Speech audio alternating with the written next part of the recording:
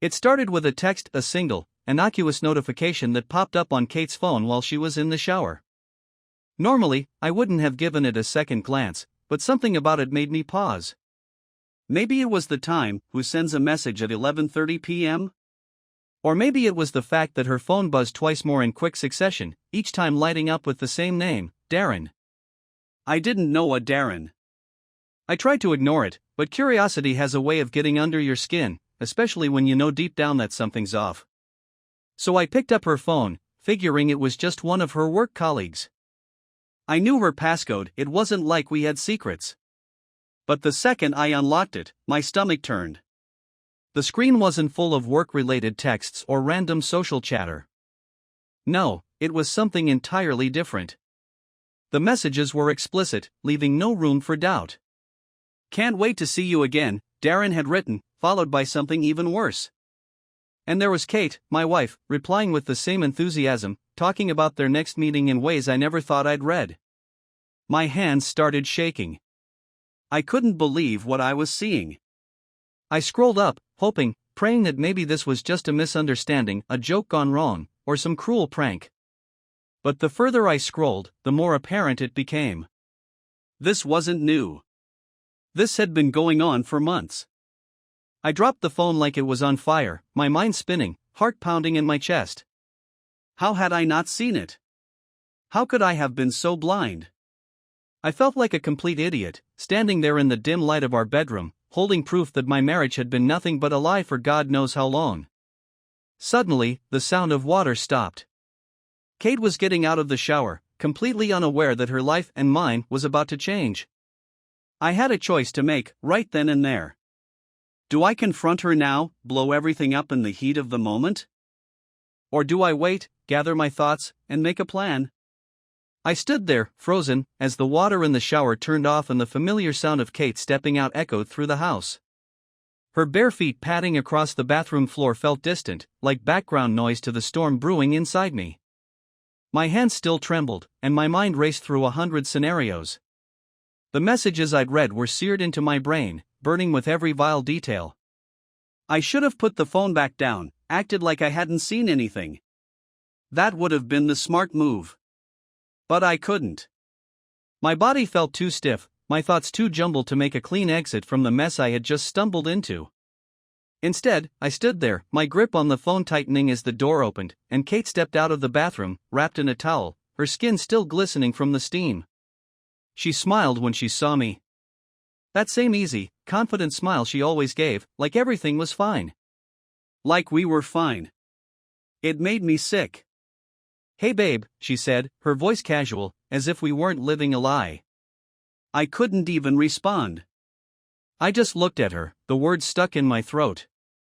It wasn't supposed to be like this. How could she act so normal, so completely unaware that the world was crumbling beneath her feet?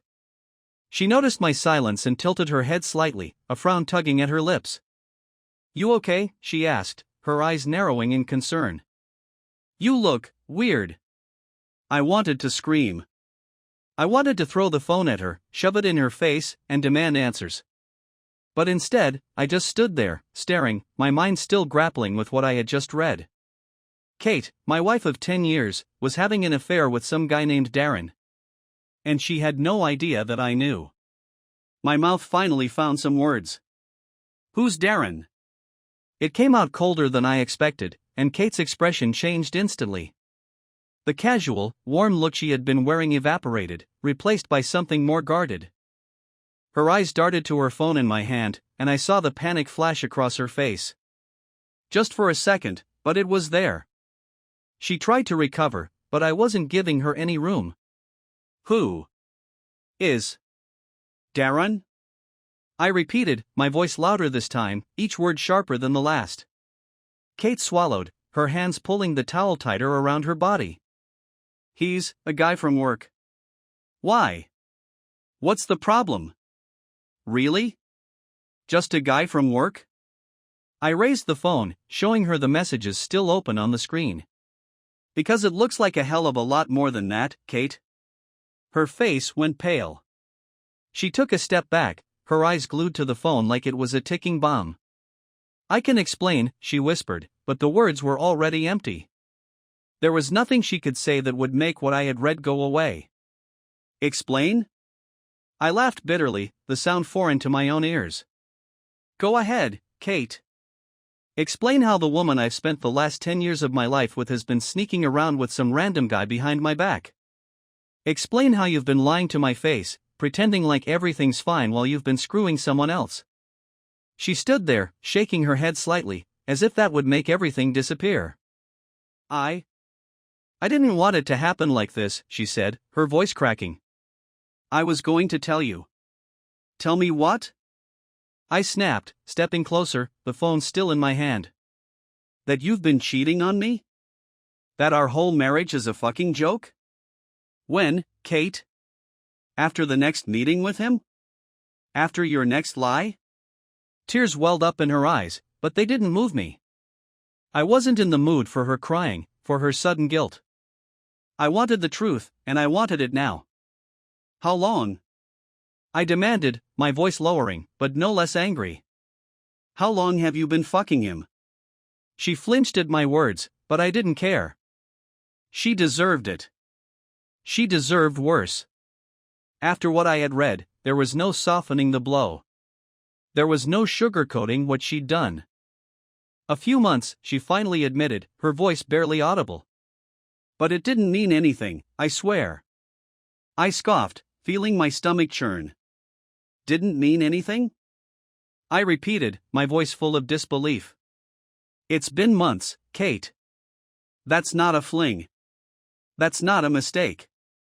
That's an affair. That's you consciously choosing him over me, over our life together. Her tears spilled over now, running down her cheeks, but I didn't care. I was too far gone, too deep into the anger that was coursing through me. You should have told me, I said, my voice cold. You should have been honest with me. But instead, you let me believe everything was fine. You let me think we were okay. I'm sorry, she whispered, her voice breaking. I'm so sorry. Sorry? I laughed again, this time bitterly, shaking my head. You're sorry? What the hell does that fix, Kate? How do you think that makes any of this better? Sorry doesn't erase the fact that you've been lying to me. Sorry doesn't fix the fact that you've been fucking someone else behind my back. Her sobs grew louder, and she buried her face in her hands, shaking with guilt and fear. But I wasn't done. Not by a long shot. How many times? I asked, my voice dangerously low. How many times did you meet him? She didn't answer right away. She just stood there, shaking, trying to gather herself. But I wasn't in the mood for patience. How many times? 4, maybe 5, she finally whispered, her words muffled by her hands. It wasn't supposed to go this far. I felt like I'd been punched in the gut. 4 or 5 times. Each time she'd come home, looked me in the eye, and acted like nothing had happened. Each time, she had lied to my face, keeping this dirty little secret while I was out working, trusting her, loving her. And you were planning on telling me when, exactly? I asked, my voice dripping with sarcasm. Or were you just going to keep stringing me along until I figured it out on my own? Kate dropped to her knees, still crying, still begging for forgiveness. I didn't want this to happen, I swear. I love you, I never stopped loving you. Those words hit me harder than anything else. Love? How could she stand there, tears streaming down her face, and say she loved me after everything she'd done? It was insulting, really. A mockery of everything we'd built. You don't get to say that, I snapped, taking a step back. You don't get to tell me you love me after what you've done. Love doesn't look like this, Kate. Love doesn't lie. Love doesn't cheat. She sobbed harder, reaching out to grab my leg, but I stepped away from her, shaking my head. I couldn't stand to be near her right now. I couldn't stand to see her like this, crumpled on the floor, as if she were the victim in this mess. You made your choice, I said quietly, my voice shaking with anger. You chose him over me. And now you have to live with that. She looked up at me, her face red and swollen from crying. Please, we can fix this. We can work through it. I'll do anything. I wanted to laugh in her face. Work through it? How could we work through something like this? How do you fix a marriage that's been shattered by betrayal? I don't know if we can fix this, I said, my voice cold and distant. I don't know if I even want to. Her sobs grew louder, more desperate, but I couldn't bring myself to care. She had destroyed us. She had destroyed everything. And there was no going back from that. I turned away from her, grabbing my jacket off the bed. I needed to get out of there, needed space to think, to breathe. I'm going out, I muttered, my voice thick with emotion. Don't wait up. As I headed for the door, I could still hear her crying, still hear her begging for another chance. But it didn't matter. I was already gone. The door slammed shut behind me, and I stepped out into the cold night air, feeling the weight of everything pressing down on me. How could she do this? How could she throw away everything we had? I didn't have the answers. Not yet. But one thing was for sure, this wasn't over. The night air outside felt heavy, pressing in on me as I paced the length of the street. I had no destination in mind, no plan.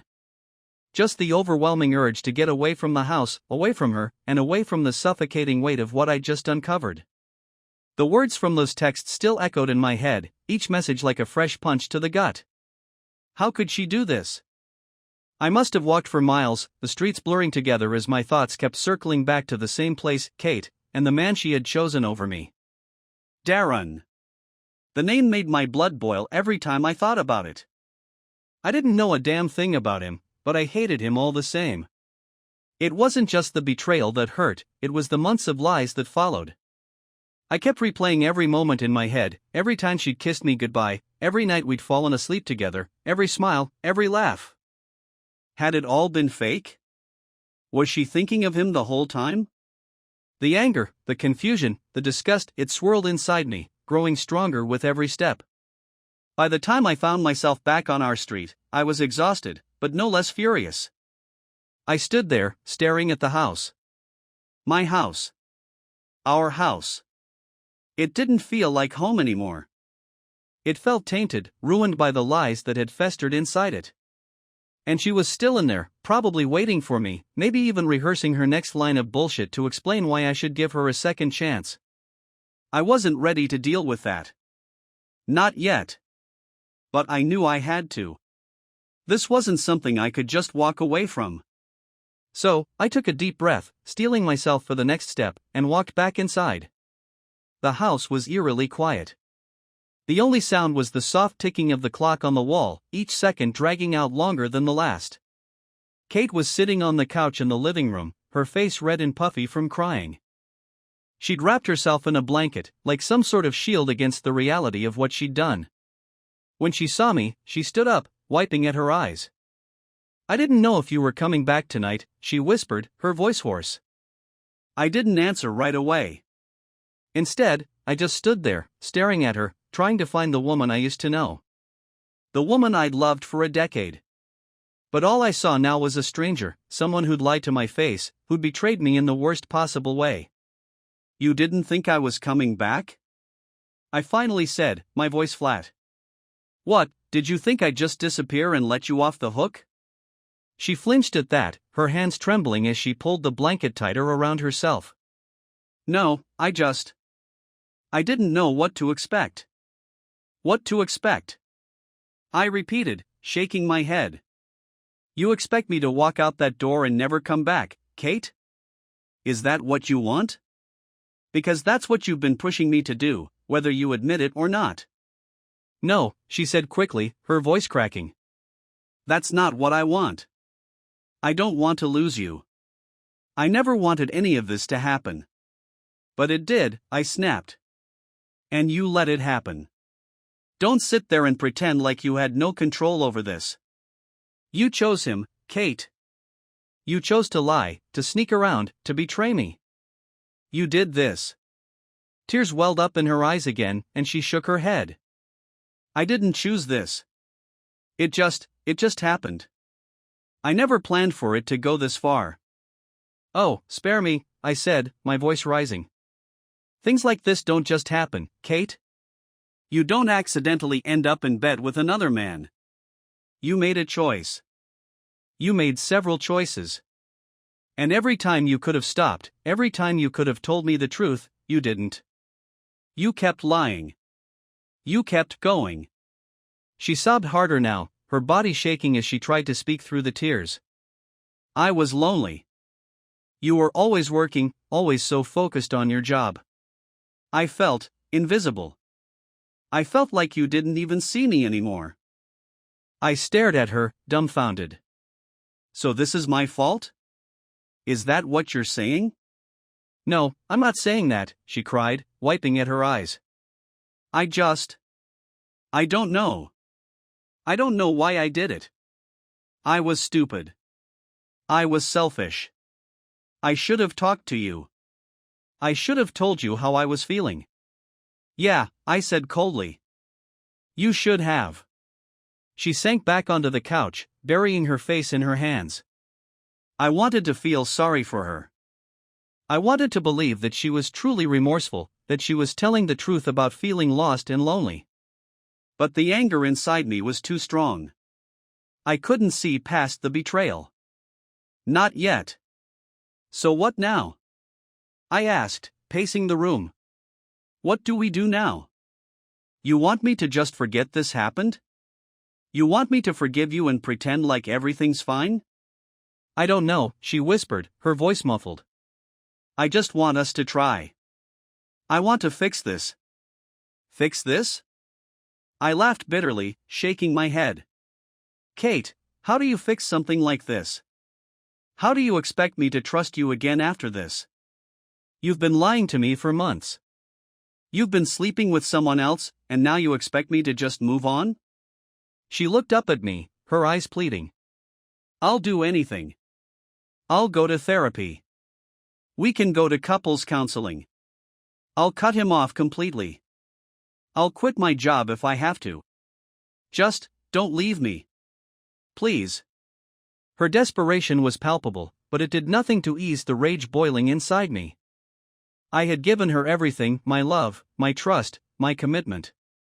And she had thrown it all away for some guy from work. Do you even know what you're asking? I said, my voice barely above a whisper. Do you even understand what you've done? You've destroyed us, Kate. You've destroyed everything we've built together. And now you want me to just forgive you? To just act like none of this matters? It does matter, she cried, standing up again, her face wet with tears. It matters more than anything. That's why I'm begging you to give me another chance. I know I don't deserve it, but I can't lose you. I love you. I've always loved you. Love? I spat, the word tasting bitter on my tongue. Don't you dare talk to me about love, Kate. Love doesn't look like this. Love doesn't lie. Love doesn't cheat. She flinched again, but I didn't care. She needed to hear it. She needed to understand the weight of what she had done. You don't know what it's like, she whispered, her voice breaking. You don't know what it feels like to be ignored, to feel like you're not important anymore. Not important? I repeated, my voice rising again. I was working my ass off to provide for us. I was doing everything I could to make sure we had a good life. And you're telling me that wasn't enough? It wasn't about the money, she said quietly. It was about us. It was about feeling like you still cared. I shook my head, the anger bubbling up again. And what, Darren, made you feel special? He gave you what I couldn't? She didn't answer right away. She just stood there, her arms wrapped around herself, as if she could hold herself together through sheer force of will. He paid attention to me. He listened. I felt like I'd been punched in the gut. And that was enough? That was worth throwing everything away? She started crying again, her body shaking with the force of her sobs. I don't know. I don't know why I did it. I just needed to feel something. I couldn't believe what I was hearing. It was like I didn't even know the woman standing in front of me. The woman I had spent 10 years of my life with. The woman I had trusted more than anyone. "Do you love him?" I asked, the question coming out of nowhere. She shook her head, her eyes wide. "No. God, no. It wasn't like that. It was never about love. It was just a stupid mistake." "A mistake," I repeated, my voice hollow. "A mistake you made over and over again." She didn't say anything. She didn't have to. The truth was already out there, hanging between us like a heavy weight, crushing everything beneath it. I turned away from her, my hands shaking as I tried to process everything. How had we gotten here? How had everything fallen apart so completely? "I can't do this," I whispered, more to myself than to her. "I can't live like this." She took a step closer, her hand reaching out to me. "Please. Please, we can fix this. We can work through it. I'll do anything. Just, don't give up on us." I didn't answer. I couldn't. Because the truth was, I didn't know if there was an us anymore. All I knew was that the woman I had married was gone. And in her place was someone I didn't recognize. Someone I didn't know if I could ever forgive. I couldn't sleep that night. No surprise, right? Who could, after what I'd just gone through? I spent hours just lying there in bed, staring at the ceiling, feeling like my entire life had been ripped apart and stitched back together wrong. Kate had gone upstairs hours before, after more failed attempts to convince me we could work through this. But no amount of pleading or crying was going to make me forget those messages, those images burned into my brain. When I finally dragged myself out of bed the next morning, I had only one thing on my mind. Revenge. Not the kind of revenge where you yell and throw things, though God knows I wanted to. No, this was going to be different. Cold. Calculated. I had been played for a fool for months, maybe longer, and now it was time to take control. Kate wanted to fix things? Too late. I didn't care what she wanted anymore. She was done making the decisions. This was about me now, and what I was going to do to her. I left the house early, before Kate woke up, and headed straight to a lawyer's office downtown. I knew this place because a guy I used to work with went through a nasty divorce, and he'd recommended this attorney, an absolute shark named Pamela Connor. I wasn't planning on filing for divorce yet, but I needed to know where I stood. How much I could get, what leverage I had. I wasn't walking into this blind. Pamela was no nonsense from the moment I sat down in her office. It was a sleek, modern space, white walls, glass desk, everything minimalist. The kind of place that screams, "I win." So, she began, folding her hands on the desk in front of her. "You've caught your wife cheating, and now you're looking for options?" I nodded. Exactly. I need to know what I can do. She smiled, but there was no warmth in it. Just business. Well, depending on what you want to achieve, there's a lot we can do. First, do you have proof of the affair? Texts, emails, pictures? I pulled out my phone and showed her the messages I'd taken screenshots of the night before. All of this, I said, my voice flat. It's been going on for months. At least that's what she told me. Pamela scrolled through the screenshots, nodding as she took it all in. This is good. Very good. You have solid evidence. Now, here's the deal: if you want to file for divorce, you could easily leverage these messages to get a better settlement, maybe even avoid alimony. Infidelity carries weight in court, especially if we can prove it's been ongoing for months. I hadn't really thought about divorce yet. Not seriously, anyway. But hearing her lay it all out like that, how I could use this betrayal to my advantage, it felt satisfying. I wasn't ready to pull the trigger just yet, though. I'm not sure about divorce, I admitted. At least, not yet. I want to make her suffer first. Pamela raised an eyebrow. Suffer? I'm not talking about anything illegal, I added quickly, but she thinks she can just cry and apologize, and I'll forgive her. I want her to feel what I'm feeling. I want her to regret everything. She leaned back in her chair, eyes narrowing slightly. Alright, if that's what you want, there are ways we can go about this. First, you'll want to make sure she has no idea what you're planning. Keep everything quiet, act like you're still considering reconciliation. If she thinks you're softening, she'll let her guard down. Then we strike. I nodded, the plan starting to take shape in my mind. I can do that. And in the meantime, Pamela continued, start documenting everything. Any more messages you find, anything she says that contradicts herself, any lies she tells, document it all. The more you have, the stronger your position will be when it's time to move. We went over a few more details, legal stuff mostly. Things like how to divide assets, what to do if she tried to claim I was partially at fault for the affair. By the time I left her office, I had a game plan. I was in control again. On the drive home, I thought about what I'd do next. Kate would be up by now, probably wondering where I was. Maybe she was expecting me to come home calmer, ready to talk things through like some reasonable, level-headed husband who wanted to save his marriage. But that wasn't happening. Not after everything she'd done. I walked into the house, and there she was, sitting at the kitchen table, nursing a cup of coffee. Her eyes were red, like she'd been crying all night. Good. Where were you? She asked, her voice soft, almost timid. I had some things to take care of, I said, sitting down across from her. I needed some air. She nodded, staring down at her coffee cup, swirling the liquid around absent-mindedly. I was worried. Yeah, well, maybe you should have thought about that before you fucked someone else. The words came out harsher than I'd intended, but I didn't care.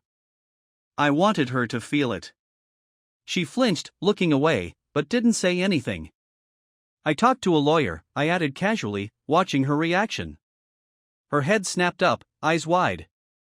A lawyer? Yeah. Just wanted to know my options. She paled, her hands trembling slightly. Are you filing for divorce? Not yet, I said, leaning back in my chair. But it's on the table. Tears welled up in her eyes again, but I wasn't moved. I told you I'd do anything to fix this, she whispered. I'll quit my job, I'll never talk to him again, whatever you want. I don't know what I want yet, I replied coldly. But I'm not going to let you off the hook that easily. You think you can just cry and apologize, and everything goes back to normal? That's not how this works. She wiped at her eyes, her voice shaking. I know I've hurt you. I know I've ruined everything. But I swear to you, I'll spend the rest of my life making it up to you if you just give me a chance. I laughed bitterly. A chance? You had your chance, Kate. You had years of chances, and you blew it. Her shoulders sagged, and she looked utterly defeated. Good. That's what I wanted. I wanted her to feel the pain, the hopelessness. I wanted her to know what it felt like to have everything ripped away. Over the next few days, I played the part of the conflicted husband. I let her think I was considering forgiveness, even went as far as agreeing to a couple of therapy sessions. But inside, I was already planning my next move. She had no idea that every word she said, every excuse she made, was just more ammunition for me. I was biding my time, gathering strength. Then I found out about Darren. Not just his name, but everything about him. He was some corporate hotshot at Kate's office. Younger than me by a couple of years, single, and from what I could gather, pretty full of himself. I found him online easily enough, LinkedIn, Facebook, the works. It didn't take long to piece together a picture of the guy who had destroyed my marriage. He wasn't anything special, but he clearly thought he was. I wasn't going to confront him just yet. Not until I had more information. I wasn't stupid. If I went at him too soon, he'd just play the victim, maybe even twist the story to make it look like Kate was the one at fault. I needed leverage, something to make sure he couldn't weasel his way out of this without facing consequences. So I dug deeper. I watched his social media closely, noting every event he went to, every friend he had, every little detail that might come in handy later. I even created a fake account to get closer, sending him a friend request under the guise of some mutual connection. He accepted, of course. People like Darren never think twice about adding another notch to their online follower count. Through this, I found out he had a pattern. Kate wasn't his first. He had a history of getting involved with married women at the office. It wasn't exactly common knowledge, but there were enough hints in his online interactions, enough suggestive comments from female colleagues, that it painted a pretty clear picture. This wasn't just some mistake. This guy made a habit of wrecking marriages. That's when I knew how I'd get him. He thought he was untouchable, that he could screw around with no consequences. But he had no idea who he was dealing with. Now, I just had to make sure everything was in place before I went after him. Knowing that Darren wasn't just some fling, but a serial adulterer, made my blood boil even more. This guy wasn't just screwing my wife, he had a whole system, a routine, for wrecking marriages like mine. It wasn't about love, not even lust at this point. It was about ego, about power. He liked the thrill of knowing he could have someone else's wife, that he could sneak into other men's lives and blow them apart from the inside. I wasn't going to let him get away with it. No, not Darren. This wasn't just about what he did with Kate anymore, it was about the bigger picture. He had to pay for what he'd done, and not just to me. This guy had a history, and I had no doubt he would do it again. I wanted to make sure that never happened. So, I got to work. Like I said before, I'm not a guy who just rushes in with fists swinging. If I was going to go after Darren, I needed to be smart about it. I needed leverage. Something that would make him regret ever stepping foot in my life. Something that wouldn't just knock him down a peg but destroy him completely. The next few days were spent gathering everything I could on him. I already had the messages between him and Kate, but that wasn't enough. He could always play those off as a moment of weakness or some mutual mistake. I needed more. I needed to show his pattern, his behavior that stretched beyond Kate, showing that he was a predator. I kept up the fake account I created to get closer to him on social media. It was amazing how careless people could be online, especially someone like Darren.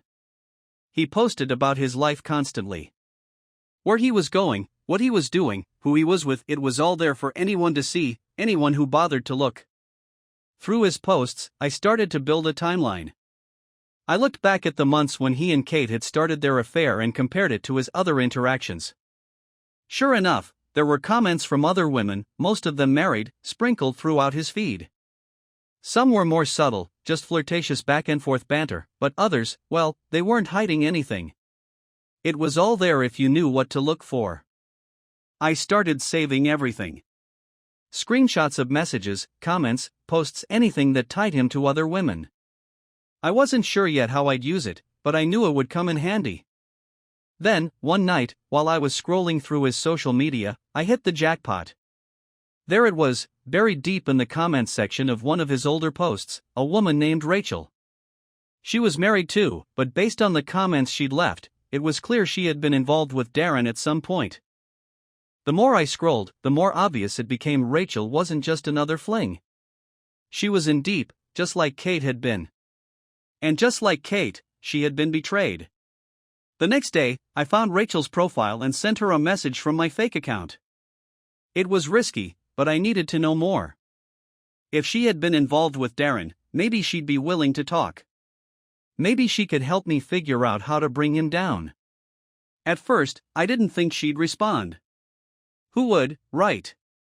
Some stranger messaging her out of the blue, asking about her personal life? But to my surprise, she messaged back within an hour. "Who are you?" she asked. I kept it vague at first, saying I was someone who had been wronged by Darren, that I had some evidence of his infidelity and thought she might want to see it. I didn't want to spook her, but I needed her to understand that we were in the same boat. After a bit of back and forth, she opened up. Turned out, Darren had wrecked her marriage too. She'd been involved with him for about 6 months before everything blew up.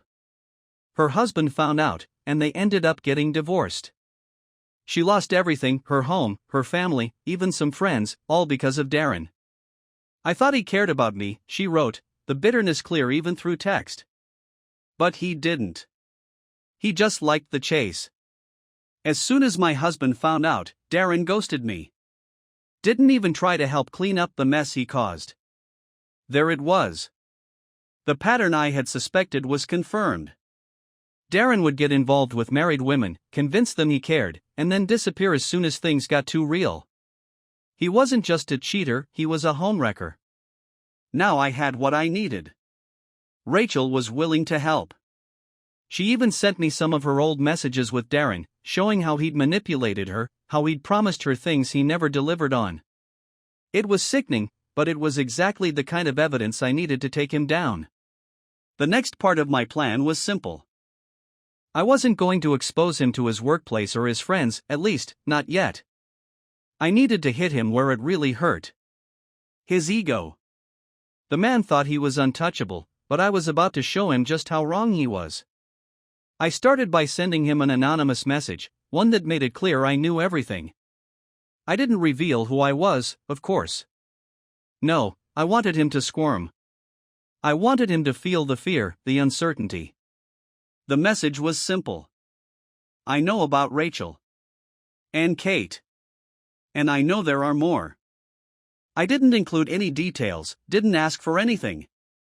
Just that one line, enough to plant the seed of doubt in his mind. Let him wonder who I was, how much I knew, and what I was planning to do with it. The response came almost immediately. A flood of messages from him, all frantic, all demanding to know who I was and what I wanted. He tried to play it cool at first, but I could see the cracks forming.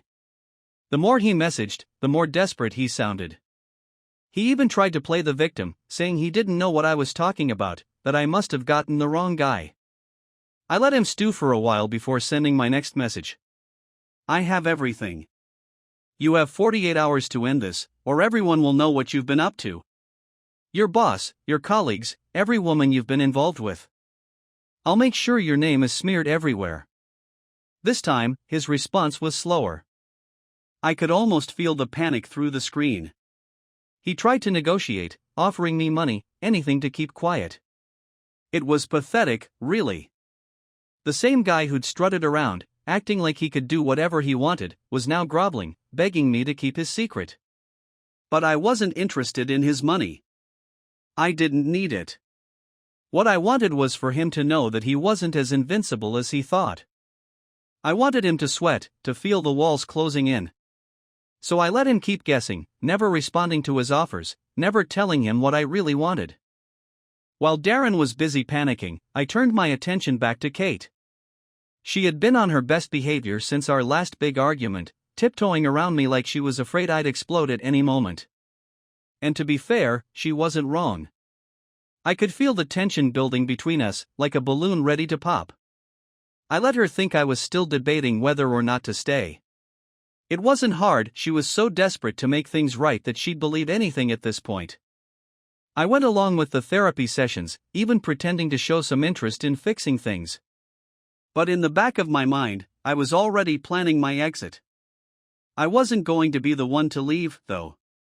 No, that would have been too easy for her. She'd get to play the victim, tell her friends that I'd abandoned her after one mistake. I wasn't about to give her that satisfaction. Instead, I started planting seeds of doubt, little comments here and there about how I wasn't sure I could ever trust her again, how maybe we were too broken to fix. It wasn't hard, after everything that had happened, those doubts were real. But I made sure to voice them just enough to make her question whether or not she should be the one to walk away. It was subtle, but effective. I could see it working. She started to pull away, bit by bit, as if she was bracing herself for the inevitable. And that was exactly what I wanted. If she left, I wouldn't have to be the one to tear us apart. She'd be the one giving up, and I'd come out looking like the reasonable one. Darren, on the other hand, was still sending me messages, trying to figure out who I was and what I wanted. I ignored most of them, letting him stew in his own paranoia. The longer I stayed quiet, the more frantic he became. Finally, after 2 days of silence, I sent him one last message. Time's up.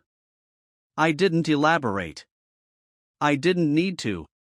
By now, he was probably a nervous wreck, wondering when the hammer was going to drop. But I wasn't done yet. I had one more move to make, and it was going to be the one that brought him down for good. The moment I sent Darren that final message, "Time's up," I knew there was no turning back. It wasn't about revenge anymore.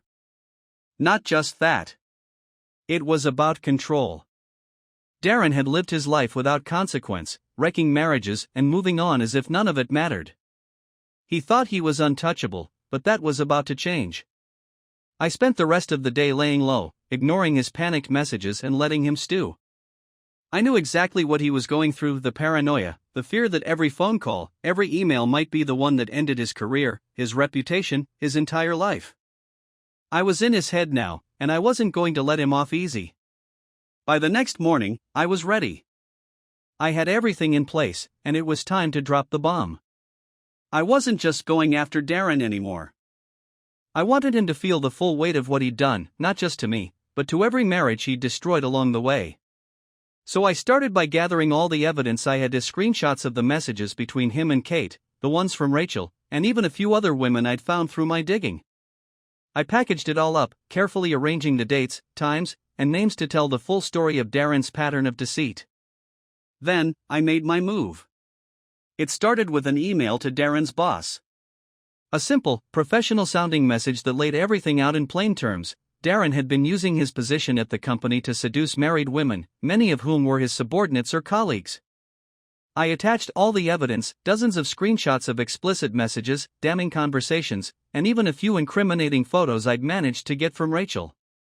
I didn't leave anything out. I wanted to make sure there was no wiggle room, no way for Darren to talk his way out of this. The email ended with a clear ultimatum: if the company didn't take immediate action to address this, I'd take the story public.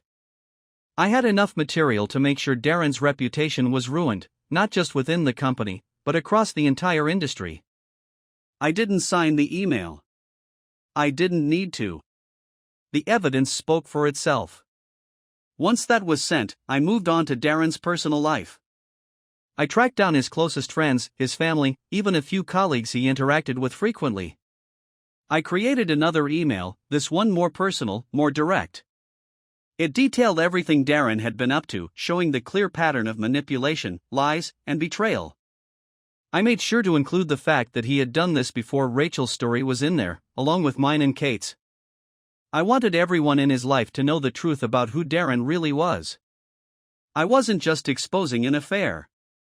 I was exposing the man behind the mask, the one who had been getting away with this for years. I hit send on each email, one by one, feeling the tension in my chest ease just a little with every click. This was it. This was the moment Darren's life would start to crumble. Now, I just had to sit back and watch it happen. The first sign that my plan was working came around midday. I was at work, trying to focus on anything but the chaos I had just unleashed, when my phone buzzed with a text from Kate. "Did you do something?" I frowned at the message, unsure of what she meant. "What are you talking about?" I replied, already knowing this had something to do with Darren. She didn't respond right away, but when she did, it was clear she was in full panic mode. "Darren got fired. He's blowing up my phone. He thinks you did something." I stared at the message, a wave of satisfaction washing over me. So, it had begun. The company must have acted quickly, quicker than I expected. But I wasn't about to admit anything to Kate. Not yet. I wanted to see how she'd react first. Why would he think that? I texted back, playing dumb. There was a long pause before her reply came through. "Because he got a call from HR this morning. They showed him some emails, messages between him and Mus." I felt my stomach twist at the mention of us. Kate had been part of this, after all. But I wasn't ready to confront that just yet. Right now, I was focused on Darren. I wanted to know how far this would go. "What are you going to do?" I asked, my fingers hovering over the screen as I waited for her response. "I don't know," she replied, the panic in her words almost palpable. "He's saying they have all the proof. They're firing him for misconduct. I think he might lose his job. This is bad, really bad. If they come after me." She didn't finish the sentence, but I knew what she was thinking. If the company decided to investigate further, Kate might be next. She was just as guilty as Darren, after all. Maybe not in the same way, but her hands weren't exactly clean. I took a deep breath, feeling the weight of it all pressing down on me. I could end it right here, come clean, tell her that I had been the one to expose Darren, that I had no intention of dragging her into it any further. But I didn't. Not yet. I wasn't done with her, either. Don't worry, I typed, trying to sound reassuring. If they come after you, we'll figure it out. Just keep your head down for now. She didn't respond right away, but when she did, it was clear she was scared. I'm so sorry for everything. I don't know how to fix this. That was the first time she had apologized since our confrontation a few days ago. It wasn't enough, not even close, but it was a start. We'll talk when I get home, I replied, keeping my tone neutral. I wanted to see where this would go. How far she'd be willing to go to fix things, to make amends. But I knew deep down that nothing she said would make any difference. The damage was done. By the time I got home, the house was silent. Kate was sitting on the couch, her face pale and drawn. She looked up as I walked in, her eyes filled with a mixture of guilt and fear. I've been thinking, she started, her voice shaky. Maybe we should take a break. Maybe I should go stay with my sister for a while, give you some space. I didn't respond right away. I just stood there, watching her, trying to decide what I wanted to say. She was offering me an easy out, a way to distance myself from everything without having to make the hard choices. But I wasn't ready to let her off that easily. Why now? I asked, my voice cold. Why run away now? She looked down at her hands, picking at the edge of her sleeve. I think you need time. Time to figure out what you want, what we want. I know I screwed up. I know I hurt you. But maybe some space will help. It was almost pathetic, the way she was trying to salvage the situation. She had no idea that I was the one pulling the strings, that I had orchestrated everything. But that was fine. I wanted her to squirm a little longer. Maybe, I said, keeping my tone measured. Or maybe you just don't want to face the consequences. Her eyes snapped up to meet mine, wide with fear. What do you mean? I took a step closer, folding my arms across my chest. Darren's done. His career is over. He's not coming back from this. She swallowed hard, nodding. I know. I'm scared. I don't know what's going to happen to me.